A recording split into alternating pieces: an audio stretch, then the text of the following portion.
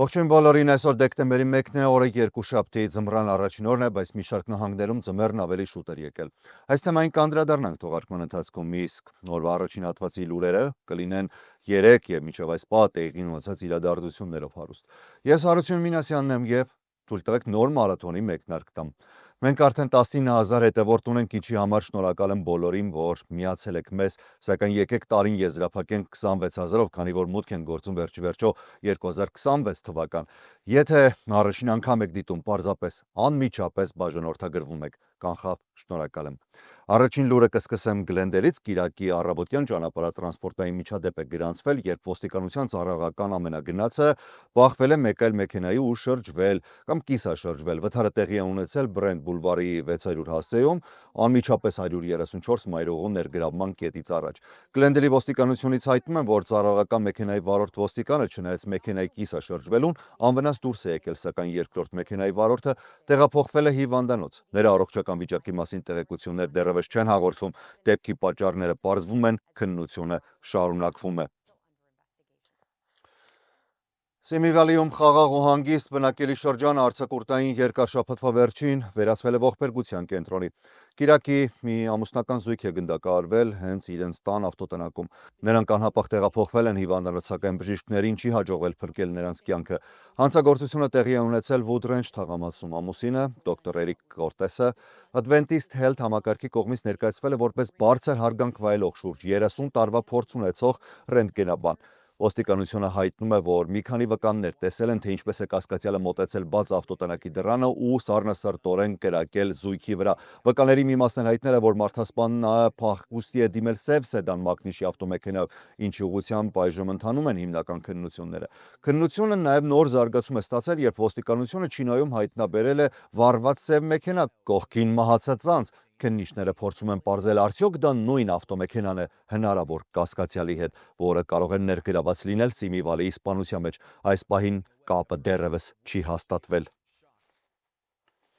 Ալթադինայի մի բնակիչ շաբաթներ շարունակ ապրում է Բարիբուն իմաստով անսպասելի հյուրի հետ։ Շուրջ 500 կիլոգրամ քաշով գորշ արջը տեղակայվել է նրա տան նկուղում ու ըստ ամենայնի չի էլ պատրաստվում հեռանալ։ Կեն Ջոնսոնը պատմել է, որ որոշել է տեսախցիկներ տեղադրել տան տակ գտնվող փոքր անցքի մոտ, երբ նկատել է, որ այնտեղ իրերը շրջված են կամ վնասված, բայց այն ինչ տեսել է ապշեցրել է նրան։ Ջոնսոնը լրագրողներին ասել է, որ կենդանին ամեն օր ազատորեն մտնում ու դուրս է գալիս նկուղ, ասես տանտերն ինքը լինի։ Սա առաջին դեպքը չէ, որ ահռելի սև արջը մշտական բնակություն է հաստատում լեռնոտ տարածքների տների տակ։ Այս տարվա փետրվարին Յոգի մականունով արջը բնակություն էր հաստատել Փասադինայի տան տակ, փախչելով անտառային հրդեհներից։ Ջոնսոնը որոշել է մնալ տանը ու շարունակել հետևել բնակչին տեսախցիկներով, մինչև վայրի բնության վարչությունից օգնության կհասնեն։ Նյու Յորքում լարված մթնոլորտ էր։ Հարյուրավոր հակամիգրացիոն ցուցարարներ արգելափակել են Մանհեթանի մի պետական շենքը, որտեղ ըստ ամենայնի դաշնային ներգաղթի գործողություններ էր ընթանում։ Իրավիճակը շատ արագ վերածվել է քաոսային բախումների։ Ցուցարարները բարձրացել են կայանատեղու պատուհաններով վերև, ոստիկանության ուղղությամբ նետել ծաղկամաններ, մետաղական արգելապատնեշներ ու այլ ծանր իրեր։ Նյու Յորքի ոստիկանությունը ձերբակալել է առնվազն 18 անձի, իսկ ոստիկանության ու ցուցարարների միջև հրմշտոցները շարունակվել են մի քանի րոպե։ Տեսագրություններում երևում է, թե ինչպես են ցուցարարները փորձում խոչընդոտել դաշնային գործակալների մուտքն ու աշխատանքը։ Դաշնային ներգաղթի գործակալությունների շուրջ լարվածությունը վերջին շրջանում աճում է Նյու Յորքում։ Քաղաքի իշխանությունները բազմիցս հայտարարել են, որ դաշնային գործակալությունների գործողությունները վտանգում են ինչպես բնակիչներին, այնպես էլ քաղաքի աշխատակիցներին, ստեղծելով անկանխատեսելի իրավիճակներ։ Տոնական արձակուրդներից հետո ճանապարհորդները բախվել են ցրտաշունչ եղանակային պայմանների։ Միջին արևմուտքում ճանապարհներին մերկասառույց էր ու խիտ մառախուղ, իսկ հյուսիս-արևելքում սպասվում է սեզոնի առաջին խոշոր ձնաբուքը։ Ըստ Միացյալ Նահանգների ազգային օդերևութաբանական ծառայության, այս շաբաթվա վերջին Չիկագոյի հարեմիջազգային օդանավակայանում տեղացել է ավելի քան 20 սանտիմետր ձյուն, ինչն օդանավակայանի համար սահմանվել է նոյեմբեր ամսվա նոր ռեկորդ։ Նախորդ առավելագույնը գրանցվել էր 1951 թվականին։ Արդյունքում շաբաթ եւ կիրակի օրերին Օհայոյում չեղարկվել է մոտ 300 թռիչք, իսկ 1600-ը ուշացել է։ Այսօր առավոտյան մի շարք չվերթներ շարունակում էին մնալ չեղարկված կամ ուշացած, իսկ որոշ մայրուղիներ գնահատվում էին վտանգավոր։ Նյու Ինգլենդի հյուսիսային շրջանները պատրաստվում են մինչև 10 դյույմ, նույնիքը 25 սանտիմետր ձյան։ Պենսիլվանիայի մայրուղային ծառայությունն էլ արդեն սկսել է մշակել 565 մղոն երկարությամբ ճանապարհները, որոշ հատվածներում ուժի մեջ են մտնելու երթվեկության սահմանափակումներ։ Չիկագոյում հարյուրավոր ուղևորներ մնացել էին սրաններում, սպասելով ուշացող թռիչքներին։ Միչիգանի արևմտյան շրջաններում անգամ եկեղեցիները կիրակնօրյա ծառայությունները չեն կարողացել մատուցել։ Այովայի Ֆորտ Դոջ քաղաքում տեղացել է 40 սանտիմետրի հասնող ձյուն։ Մեծ լճերի շրջանում ձյունը արդեն նվազում է, սակայն նոր փոթորիկը շարժվում է դեպի միջատլանտյան եւ հյուսիսարևելյան նահանգներ։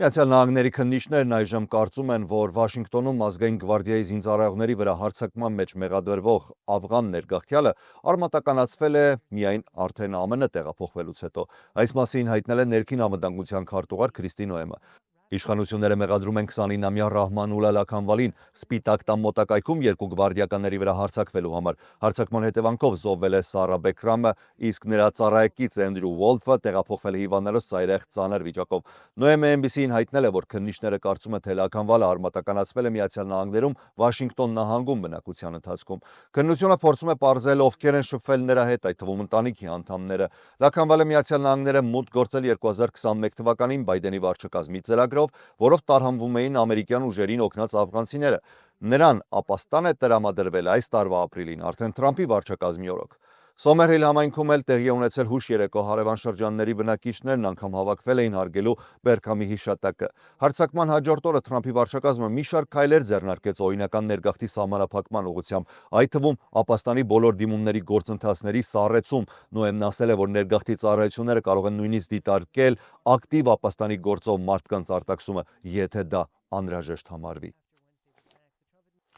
Միացյալ Նահանգները արդեն 2 տասնյակի հասնող պաշտոնատար անձանց պնդմամբ Վենեսուելայի թմրանյութ տեղափոխող նավակների դեմ գործողություններ է իրականացրել։ Դրանցից մեկի մասով սկանդալ է հասունացել։ Washington Post-ի հրապարակման համաձայն պաշտպանության նախարար Փեյթ Հեքսեդը սեպտեմբերյան գործողության ընթացքում բանավոր հրաման է տվել ոչ ոքի ողջ չթողնել։ Առաջին հարվածից հետո ջրում մնացած երկու անձանց ուղղությամբ երկրորդ հարվածն է հետևել։ Թերթի վկայությամբ գործողության հրամանատարը կատարել է այդ հրահանգը, ինչի արդյունքում երկու ենթադրյալ մաքսանենգներ սպանվել են։ Հեքսեդը մեղադրանքը անվանել է սադրիչ ու զրպարտիչ, ընդգծելով, որ գործողությունները լիովին համապատասխանում են Միացյալ Նահանգների եւ միջազգային իրավունքի նորմերին։ Լուրը մտահոգություն է առաջացրել ինչպես իրավապաշտպանների շրջանակում, այնպես էլ Կոնգրեսում։ Սենատի եւ Ներկայացուցիչների պալատի զինված ուժերի կոմիտեների ղեկավարները հայտարարություններ են տարածել, որ քննություն կսկսեն։ Սենատոր Թիմ Քեյնը նշել է, որ եթե երկրորդ հարվածը իսկապես եղել է, այն կարող է որակվել որպես պատերազմական հանցագործություն։ Հանրապետական կոնգրեսական Մայք Թյորներն էլ ընդգծել է, որ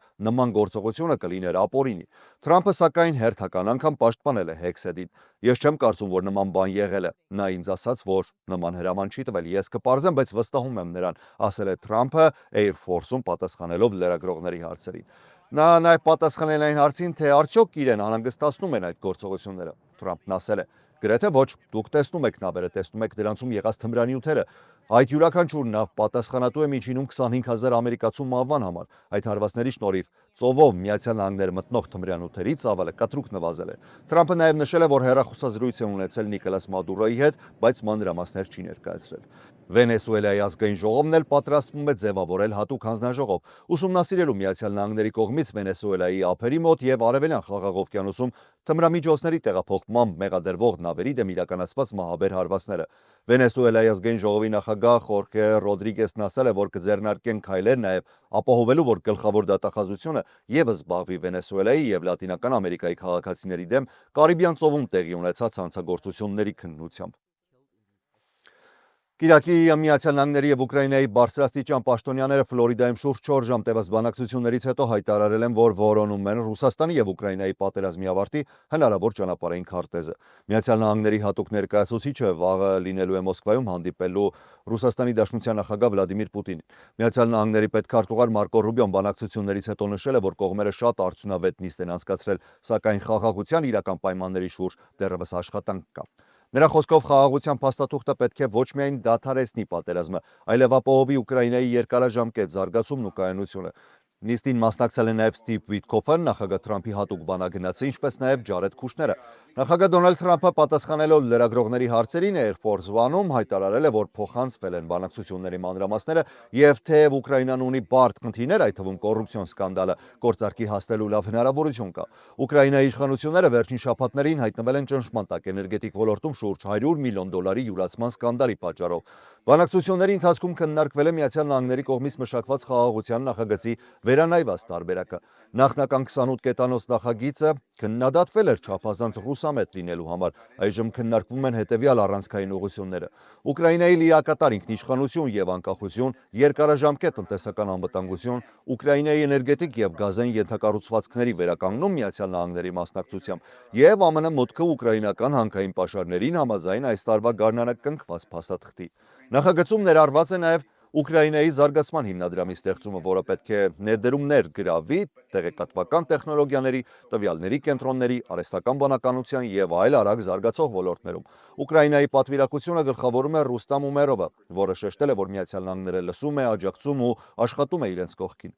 Թեև դիվանագիտական ջանքերը շարունակվում են, ուկրաինական մի շարք քաղաքներ եւ մայրաքաղաքը ենթարկվել են ռուսական անօդաչուների եւ հրթիռների հարձակման։ Զոհվել է առնվազն 3 մարդ, տասնյակներ էլ վիրավորվել։ Կիրակի գիշերը նոր հարվածով զոհվել է 1 քաղաքացի, վիրավորվել 19, այդ թվում 4 երեխա։ Վլադիմիր Զելենսկին ասել է, որ միայն այս շաբաթ Ռուսաստանը կիրառել է մոտ 1400 հարվածային դրոն, 11000 կառավարվող ավիառումբ եւ 66 հրթիռ։ Խաղաղության ծրագրերի վիճելի կետերը մնում են տարածքային հարցեր, անվտանգության երաշխիքները եւ ռազմական սահմանափակումների հնարավորությունը։